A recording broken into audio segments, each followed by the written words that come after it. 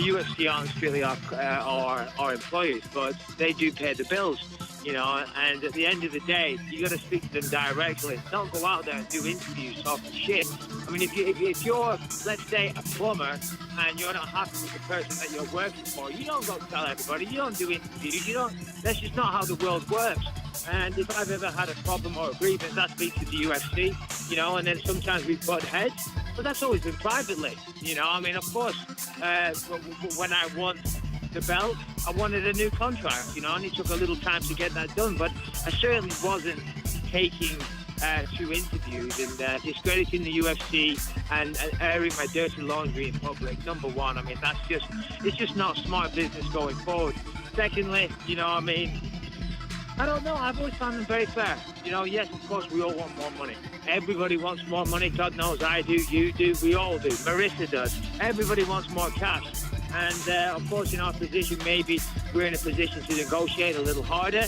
You've also got to be realistic as well. Now, I'm not sure what the situation is with GSP. I do know that his team actually contacted me a while ago about me fighting for them. Me fighting GSP, but I think that was all bluster. I know they asked for a certain amount of money, which I just don't see the UFC giving to him, you know, considering he's been away for 3 years, you know, and he's no longer the champion, and the world has moved on, the sport has moved on. We have Conor McGregor and Ronda Rousey these days. That's going to hurt his stock.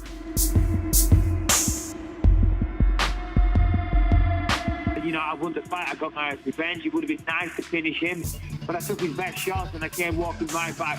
I didn't take a backward step in that fight. I stayed in his face. I pressured him. I punched him. I kicked him. I beat him to the punch every time.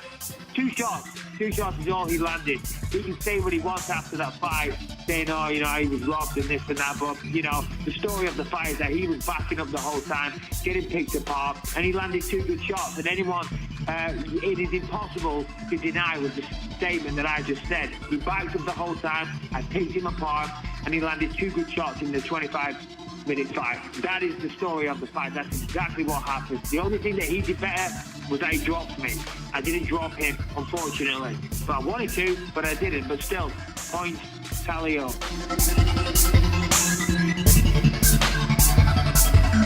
Business-wise, nobody really cares about Luke Rockhold. Fortunately, business-wise, nobody cares about Chris Weidman either. So I don't think either of them really make me that much money. Unfortunately, they're probably the best 2 guys in the division other than me. And nobody gives a shit about them. Nobody gives a damn. That's why Chris Weidman couldn't main event a pay-per-view. He was always the co-main event. But I'll just take on the best challenges. I know what people said about the Henderson fight, but the UFC came to me with the match if I didn't ask for it. So I said, yeah, sure. And now, you know, I'm happy to take on whoever the true #1 contender is. So we'll see who wins these fights, and whoever it is, I'll happily fight. I've never ducked a fight in my life. I'm not trying to sit here sounding like a tough guy. We've all heard this a million times, so I won't go into it. But whoever wins and is the worthiest opponent, then we'll do it.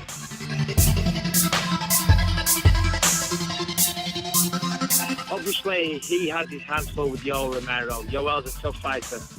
But if he gets past Yoel Romero, I mean, that is somebody that I would like to fight. I mean, Chris Weidman has been around a long time. He was a good champion for a while there. Of course, you know, there's no love lost between the two of us. I respect Chris Weidman. I've got nothing against him. On a personal level, he seems like a great guy. Seems like a nice family man. He carries himself well with class. It's just as competitors, I guess, you know, we're not getting on. I like his whole camp. Matt Serra, Ray Longo, all those guys. They're all super cool.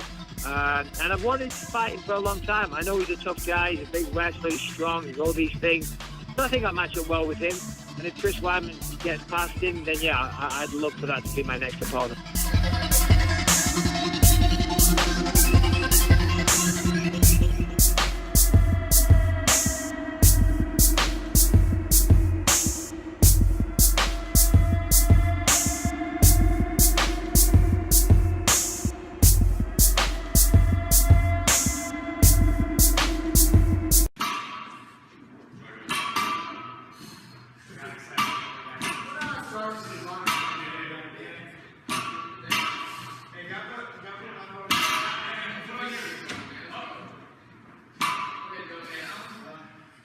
Get